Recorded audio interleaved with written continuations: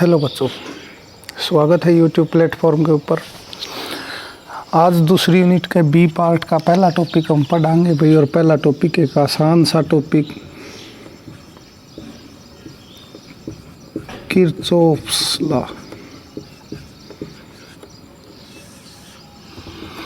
देखो, जहाँ हमने ओम्स लॉ पढ़ा था कि भाई V की वैल्यू जो है वो I और R के प्रोडक्ट के बराबर होती है भाई, वो जो ओम्स लॉ है वो एक सिंपल सर्किट के ऊपर हम अप्लाई कर सकते हैं। अगर सर्किट थोड़ा सा कॉम्प्लेक्स है तो उसके ऊपर हम ओम्स लॉ अप्लाई नहीं कर सकते। तो कॉम्प्लेक्स सर्किट को सोल्व करने के लिए एक नियम दिया गया किरचॉफ्स के द्वारा, जिसको नाम दिया गया किरचॉफ्स लॉ। और किरचॉफ ने दो नियम दिए थे भाई, first law, Kirchhoff's first law, Kirchhoff's second law. First law के दिया था भाई किरचॉफ्स ने। इस फर्स्ट लॉ को बताया कि current meeting at A junction is zero. Current meeting at A junction is zero. इस नियम को दो नाम और दिए गए, जंक्शन रूल, जंक्शन आया है ना, तो junction rule,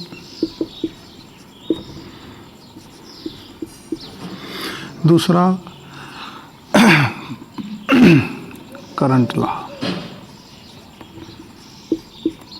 current law, junction rule और करंट लॉ। कई बार जो टॉपिक आता है वो हमारा एग्जाम्स के अंदर ऐसे पूछा जाता है भाई कि किरचॉफ्स का जंक्शन रूल बताओ क्या है, किरचॉफ्स का करंट लॉ बताओ क्या है। तो ये क्या है कि जितना करंट एंटर कर रहा है भाई, I1 ने एंटर किया, I2 ने एंटर किया, I3 ने एंटर किया, I4 ने लीव किया, तो जो टोटल करंट है वो कितना है, जीरो। इसका मतलब I1 एंटर कर रहा है तो प्लस के ले लो, लीव कर रहा है तो माइनस के ले लो। किसके बराबर? जीरो के बराबर। ठीक है। और ये जो नियम है ये बेस्ड है law of conservation of charge, law of conservation of charge. एक छोटा सा नियम था अपना पहला कि करंट किसी भी जंक्शन के ऊपर कितना होगा, जीरो होगा। तो जंक्शन रूल पढ़े आप ही ने, इसी का नाम करंट नियम पढ़ा, करंट का लॉ। तो हमने देखा कि करंट जो एंटर कर रहे हैं वो पॉजिटिव ले लो और जो लीव कर रहे हैं वो नेगेटिव ले लो। और इसको किसके ऊपर बेस्ड है, ये law of conservation of charge के ऊपर बेस्ड है। सेकंड लॉ वो कहता है, सेकंड लॉ के अंदर कि जो पोटेंशियल है हमारा किसी भी क्लोज सर्किट में, जो टोटल सम है, अलजेब्रिक सम है ईएमएफ का, वो हमेशा कितना रहेगा भाई, लिख सकते हैं in a close circuit, closed circuit, the sum of EMFs, sum of EMFs, जितने भी ईएमएफ हम उसमें जोड़ांगे उन सब का जोड़, ठीक है, वो किसके बराबर होगा भाई, and sum of EMF and. EMF को हम क्या नाम देते हैं भाई, एक और, कि ईएमएफ तो वही चीज़ है जो कौन है, potential drop, sum of EMF and potential drop is zero. यानी कि हम कह सकते हैं कि चेंज इन पोटेंशियल ज़ीरो, या ईएमएफ जो होगा वो किसके बराबर होगा, I और R के प्रोडक्ट के बराबर होगा। ठीक है। इसके अंदर ईएमएफ का मतलब पोटेंशियल है, तो इसको हम नाम दे देते हैं voltage law, voltage law. Close circuit है तो इसको एक नाम और दे देते हैं भाई, लूप लॉ। ठीक है। जैसे कि ये नियम अगर अब न अप्लाई करना हो तो इस सर्किट के ऊपर अप्लाई करके देखते हैं भाई कि किस तरह से इस नियम को हम अप्लाई करते हैं।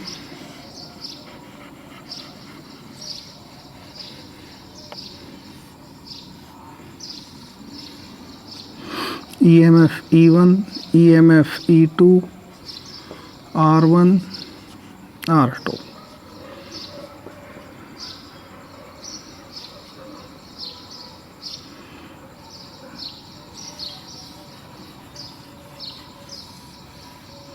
R3, I1, I2। ये कोई सर्किट है A, B, C, D, E, F। तो एक बार क्लोज सर्किट के ऊपर लेंगे कौन सा, A, B, C, D, A, B, C, D, A।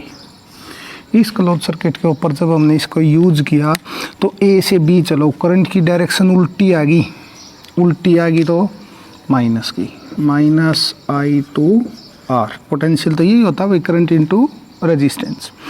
ई की पॉजिटिव आ गई प्लस E2।